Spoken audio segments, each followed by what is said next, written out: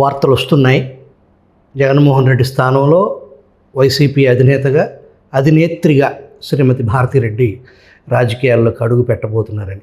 మీ party అధినేతకు కానీ Telugu Desam party ఇతర నాయకులకు కానీ తెలియని, అంతుపట్టని, మీ వరకు కొంత ప్యాలెస్తో మీకు గత సంబంధాల దృష్ట్యా ఆవిడ రాజకీయాల్లోకి అడుగు పెట్టడం అంటూ జరిగితే ఆయన మీరుగా, ఈవిడ మీరుగా? వాస్తవం చెప్పాలంటే వైఎస్ భారతి గారితో నాకు పెద్దగా పరిచయం కూడా లేదు. 2-3 సార్లు జగన్ గారిని కలిసేదానికి వెళ్ళినప్పుడు గౌరవపూర్వకంగా అన్నా బాగుండవంటే బాగున్నానమ్మా అని నమస్కారం పెట్టాను తప్ప పెద్దగా పరిచయం లేదు. రెండోది, వైఎస్ భారతి గారు రాజకీయాల్లో లేరు. ఒక మాజీ ముఖ్యమంత్రి గారి సతీమణి. రాజకీయాల్లో లేని వ్యక్తుల మీద, ముఖ్యంగా మహిళల మీద వ్యాఖ్యానాలు చేయటం నా యొక్క పద్ధతులకి వ్యతిరేకం.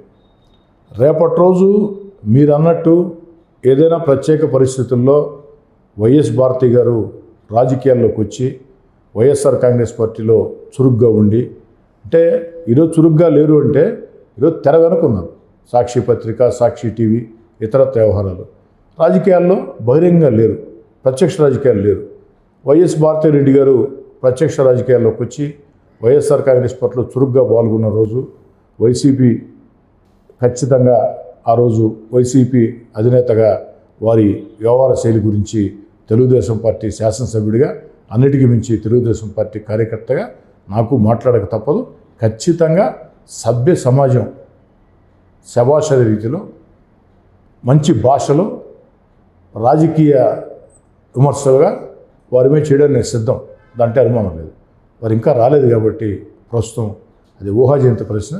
రాజకీయాల్లో లేని మహిళల మీద వ్యాఖ్యలు చేయటం, విమర్శలు చేయటం నాకు అలవాటు లేదు. మా నాయకుడు చంద్రబాబు గారు కూడా దాన్ని అంగీకరించదు.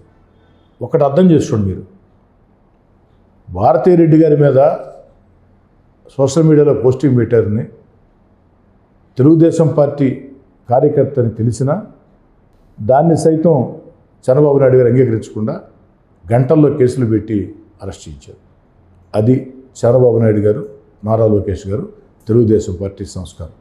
అదే జగన్మోహన్ రెడ్డి గారు నిండు శాసనసభలో చంద్రబాబు గారి గురించి ఆనాటి వైసీపీ ఎమ్మెల్యేలు, మంత్రులు వ్యక్తిగతంగా, నీచంగా, సభ్య సమాజం హర్షించిన రీతిలో దుర్మార్గంగా మాట్లాడుతూ ఉంటే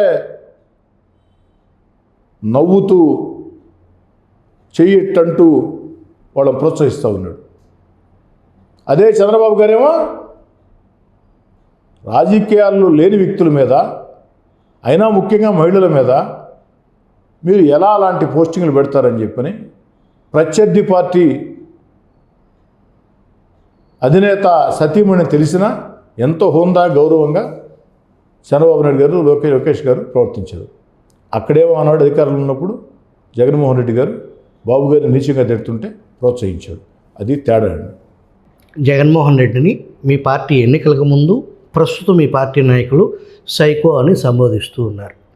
ఆ పదం జగన్మోహన్ రెడ్డి గారికి కరెక్ట్గా యాప్ట్ అయ్యే పదవి అంటారా? అంటే జగన్మోహన్ రెడ్డి గారి ధోరణి విపరీత ధోరణులు, ఉన్మాదపు ధోరణులు. ఒక అమరావతి ప్రజా సమస్య దగ్గర నుంచి, 1 కాదు 2 కాదు, రిషికొండ దగ్గర నుంచి, ఆ జగనన్న లేఅవుట్ల దగ్గర నుంచి, అభివృద్ధి కార్యక్రమాల దగ్గర నుంచి అన్నింటిలో కూడా విపరీత ధోరణులు. ప్రజలకు ఏది కావాలో దాన్ని విస్మరించే నైజం, నేను చెప్పిందే జరగాల అని కోరుకునే తత్వం. కాబట్టి ఆ పదం నేను మాట్లాడలేకపోవచ్చేమో కానీ ఆ పదాన్ని ఆయన సరిపోతుందని మొత్తం చెప్పగలుగుతాను.